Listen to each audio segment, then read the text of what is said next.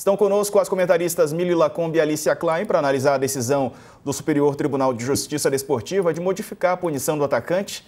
E aí, Alicia, o que você achou dessa mudança do STJD? Boa noite.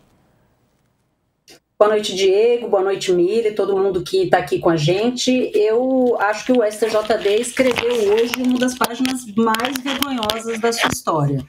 O STJD abriu mão de punir exemplarmente um jogador envolvido com manipulação do jogo. E aí é importante a gente lembrar que manipulação do jogo é diferente de manipulação de resultado. Não é porque não interferiu diretamente no resultado que não houve manipulação. E o que o Bruno Henrique fez, combinar um cartão amarelo, dizer que ia tomar um cartão e tomar para favorecer pessoas ligadas a apostas, é considerado em todos os códigos esportivos do mundo dentro daquilo que se chama match fixing.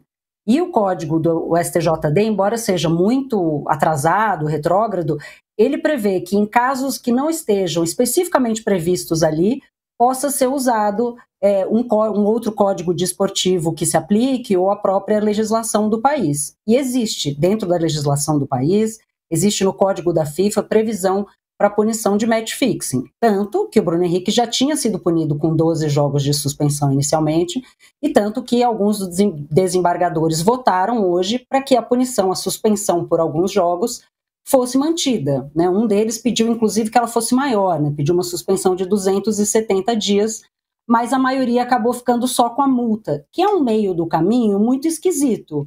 Porque, assim, se ele não fez nada de errado, se o cartão não tem problema nenhum, que é o que alega o Flamengo, porque o time não foi prejudicado, então ele não deveria ser punido, teoricamente. Se tem um problema e ele infringiu a regra e esse cartão foi combinado, outras pessoas se favoreceram por algo que ele fez no jogo, estava pré-combinado, houve uma informação privilegiada, a multa é uma punição irrisória.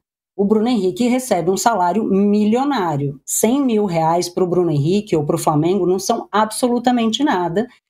E eu temo que seja um precedente muito perigoso para as máfias de apostas conseguirem recrutar cada vez mais jogadores dentro do futebol, dizendo isso. Olha, o Bruno Henrique saiu só com uma multa de R$100 mil. Uma multa de R$100 mil a gente reembolsa, não tem problema nenhum. Ninguém vai deixar de fazer isso. O que é duro para um jogador é ficar sem atuar. Seria o Flamengo perder o Bruno Henrique na reta final do campeonato para a final da Libertadores. O que aconteceu hoje foi uma aprovação do sistema de justiça desportivo da manipulação do jogo, tratando um caso como esse com mais leveza do que trata um cartão vermelho, uma falta cometida durante o jogo. É um caso muito grave, Diego, e eu temo que esteja realmente abrindo um precedente muito perigoso. O tribunal entendeu que não houve prejuízo ao Flamengo, ao Santos ou ao campeonato pelo cartão amarelo sofrido pelo Bruno Henrique no jogo do Brasileirão de 2023. Ainda que o Bruno não obteve benefício no caso, a falha dele foi passar informações privilegiadas. E aí, Mili, o que você acha disso tudo? Boa noite. Boa noite, Diego, Alicia, todas e todos aqui com a gente. É muito preocupante, né? Porque o que o tribunal diz é assim, se organizar direitinho, todo mundo pode lucrar com apostas. É isso que está dito. Porque se a multa, a análise da Alicia é perfeita, assim, ou é ou não é culpado. Se é, então ele precisa ser suspenso. Essa multa, ela não diz nada, porque ela é infinitamente, colossalmente menor do que o salário dele. Então está valendo. É isso que o tribunal falou. É claro que se for um time pequeno, a gente já viu vários casos de jogadores de time pequeno sendo suspensos por 1 ano, até mais. Nesse caso, a gente não entendeu o que a justiça argumentou, e nem a sentença, porque ela ficou, além de no meio do caminho, ela está dizendo claramente, gente, tá tudo certo. Tá tudo certo, porque a multa é menor do que um suposto lucro. Então, se vocês organizarem direitinho, fizerem bem direitinho essas apostas aí, com informação privilegiada, tá certo. Gente, informação privilegiada não deveria poder, mas o Superior Tribunal de Justiça Desportiva disse hoje que não é tão grave assim, informação privilegiada no futebol, né? Nada para ver aqui, gente, circulando. É lamentável. Agora, Alicia, ele ainda vai responder na justiça comum, né? na esfera criminal, além dessa desportiva ou não? Vai sim, ele continua respondendo na esfera criminal. obviamente que é um processo mais lento do que o processo do STJD, mas nos lembra da gravidade do que aconteceu, né? Existe um movimento grande no Brasil hoje para tentar coibir a máfia de apostas, né, o uso de atletas dentro das apostas esportivas que hoje estão, né, permeiam todas as camadas do futebol, e tentar impedir que isso chegue aos jogadores, porque no momento em que os jogadores estão envolvidos, você perde o controle completamente do jogo.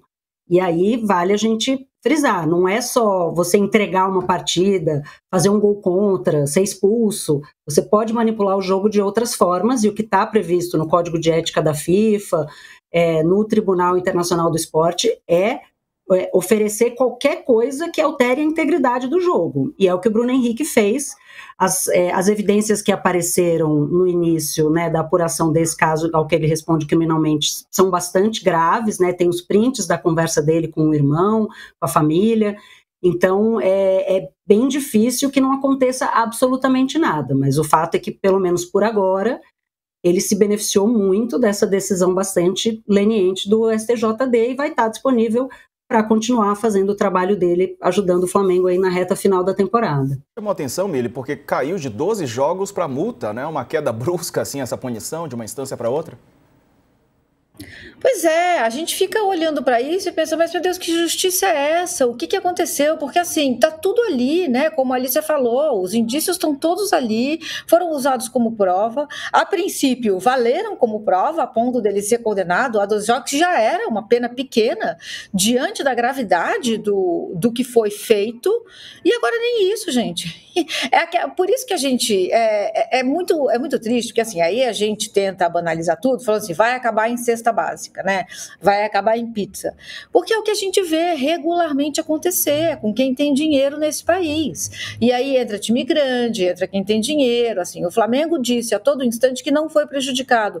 Como o Flamengo não foi prejudicado? É a marca Flamengo que está sendo falada, envolvida com manipulação de um... Não é resultado, né, Alicia? Você falou diferente. É uma manipulação de um... Como você falou?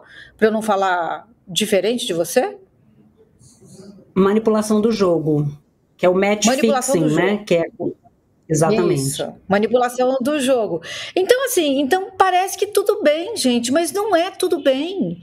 É a lisura do jogo. Se você tá tudo assim, a gente já traçou uma linha que a gente aceita que o jogador leve um cartão forçado para eventualmente não jogar um próximo jogo que seja menos importante do que um outro. Então isso, ainda tem um debate ético aí, tá? Mas isso já foi naturalizado no futebol, que tudo bem. Se esse tipo de informação começar a ser usada para que familiares e amigos lucrem, ou até o próprio jogador ou a jogadora indiretamente, a gente está num estado de natureza dentro do futebol. A gente está na barbárie. A lisura do jogo fica comprometida. Perde o futebol. Perde o jogo, o esporte. Perdem todos os que gostam do esporte e os que acreditam ainda na justiça. É gravíssimo isso que aconteceu hoje. É realmente muito grave.